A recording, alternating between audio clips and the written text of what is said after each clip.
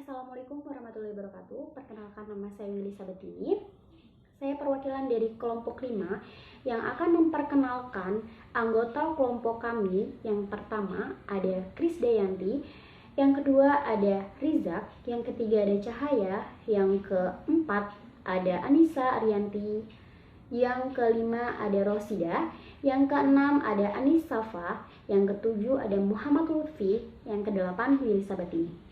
Di sini kami ingin memaparkan atau menjelaskan hasil diskusi kelompok kami yang berjudul Langkah-langkah menulis puisi dan teknik mengajar pada tingkat sekolah dasar, yang akan dijelaskan oleh rekan kami yang bernama Krisdayanti.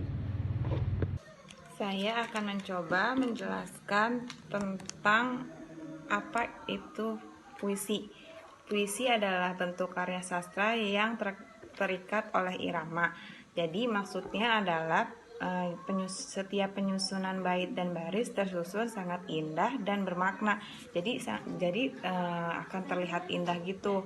Nah, terus kalau misalnya puisi lama adalah pantun dan syair. Puisi modern tidak terkait pada bait, jumlah baris, atau sajak dalam penulisannya, sehingga puisi modern disebut puisi bebas. Nah, jadi kalau misalnya puisi modern itu dia tidak terkait oleh bait, jumlah baris atau sajak dalam penulisannya, seperti itu.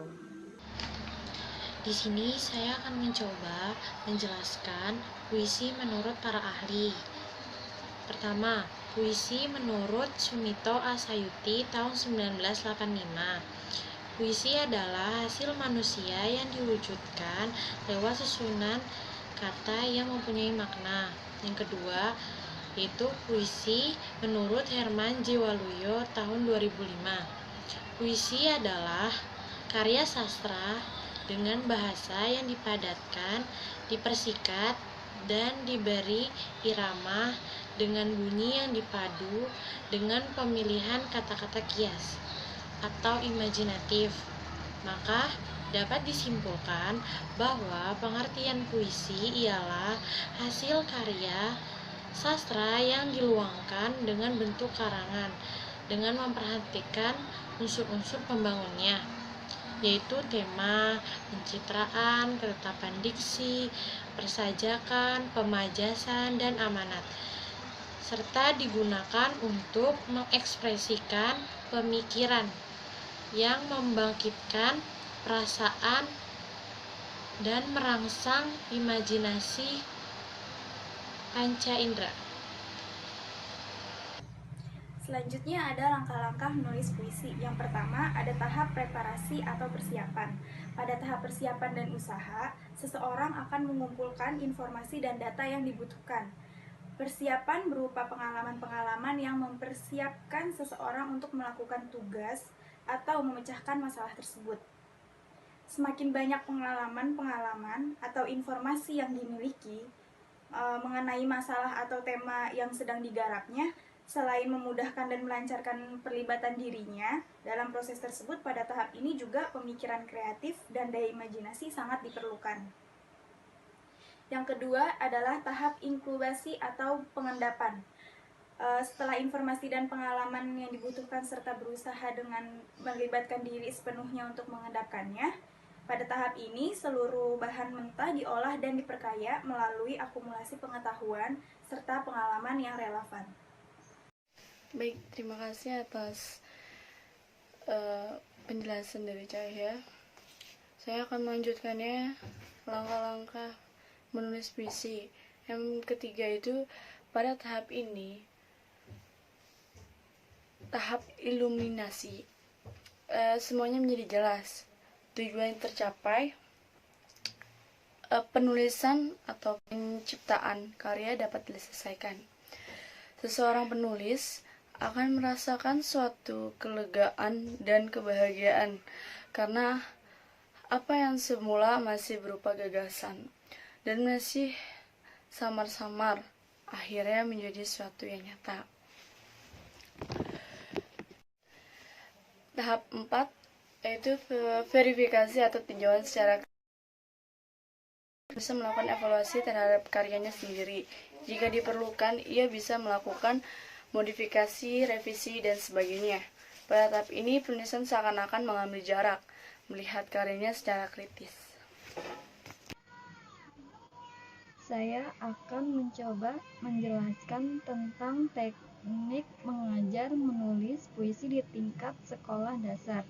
Jadi, menurut Sapardi Al-Khadia itu, di dalam kurikulum sekolah dasar pembelajaran sastra itu dimulai dari kayak lagu-lagu kanak-kanak, terus bergerak ke arah bercerita seperti drama. Nah, lagu kanak-kanak itu awal dari pembelajaran puisi di kelas permulaan. Jadi pengajaran sastra di sekolah dasar tidak bersifat teoritis, melainkan secara praktis. Pengajaran sastra disajikan sambil bermain. Ya, di sini saya akan menjelaskan apa maksud dari puisi. Puisi itu merupakan karya sastra dalam bentuk tulisan mengandung rima, irama, ritma, dan lirik pada setiap baitnya. Nah, di sini juga saya akan menjelaskan cara menulis puisi untuk sekolah dasar. Kalau untuk sekolah dasar itu dapat dengan memilih corak bebas, namun tetap mengandung unsur kesan di sekolah yang menyenangkan dan akan selalu dikenang sepanjang usianya. Oke, terima kasih kepada Saudari Anissa Haryanti yang telah menjelaskan materi yang ke-6. Di sini saya Muhammad Lutfi Arfandi, saya akan melanjutkan materi yang ke-7. Materi yang ke-7 itu materinya ada cara menulis naskah teks puisi ada 4. Yang pertama ada epigonal, yang kedua ada aforisme, ketiga ada cinta, dan yang terakhir ada outbound. Epigonal. Cara epigonal ini, seseorang disuruh menirukan naskah-naskah puisi yang sudah ada dengan menambahi sesuai kreativitasnya. Lalu, poin materi aforisme yaitu pernyataan yang padat dan ringkas tentang sikap hidup atau keberanian umum. Contoh seperti peribahasa yang berbunyi, "Halah, bisa karena terbiasa." Para siswa diajak menulis puisi berangkat dari peribahasa-peribahasa yang telah diajarkan oleh guru sebelumnya. Tentunya dalam hal ini perlu kreativitas tersendiri bagi siswa. Sekian materi yang bisa saya sampaikan. Materi yang cinta dan outbound akan dijelaskan oleh Saudara Wiri. Terima kasih. Terima kasih kepada Muhammad Lutfi. Saya di sini Willy Sabatini. Saya ingin memaparkan atau menjelaskan materi lanjutan dari materi yang telah disampaikan oleh Muhammad Lutfi, yaitu tentang teknik-teknik mengajar puisi di sekolah dasar. Teknik-teknik mengajar puisi di sekolah dasar mempunyai 4 poin. Poin pertama yaitu epigonal, poin kedua ada aforisme, poin ketiga ada outbound, dan poin terakhir ada cinta. Yang telah dijelaskan adalah poin pertama dan kedua oleh Muhammad Lutfi. Saya di sini ingin melanjutkan materi yang ingin saya sampaikan, yaitu pertama ada outbound dan cinta. Poin yang ketiga yaitu outbound. Apa sih yang dimaksud dengan outbound? Outbound merupakan materi atau para siswa diajak di luar sekolah untuk mengamati bagaimana keadaan di luar sekolah tersebut.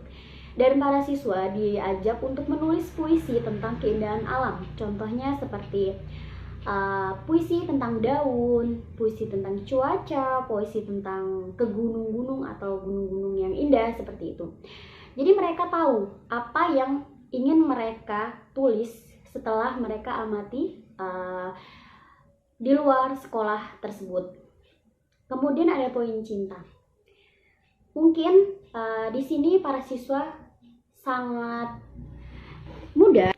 Barangkali konsep yang sangat mudah bagi para siswa untuk menuliskan puisi, karena di sini poin cinta ini puisi para siswa menulis atau diajak menulis oleh guru itu tentang cinta, baik itu cinta dari orang tua, cinta teman, cinta alam sekitar, maupun cinta kepada semuanya.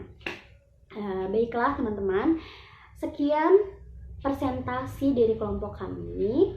Mungkin ada kurangnya, Kami mohon maaf. Kami akhiri. Wabillahi taufiq wal hidayah. Wassalamualaikum warahmatullahi wabarakatuh.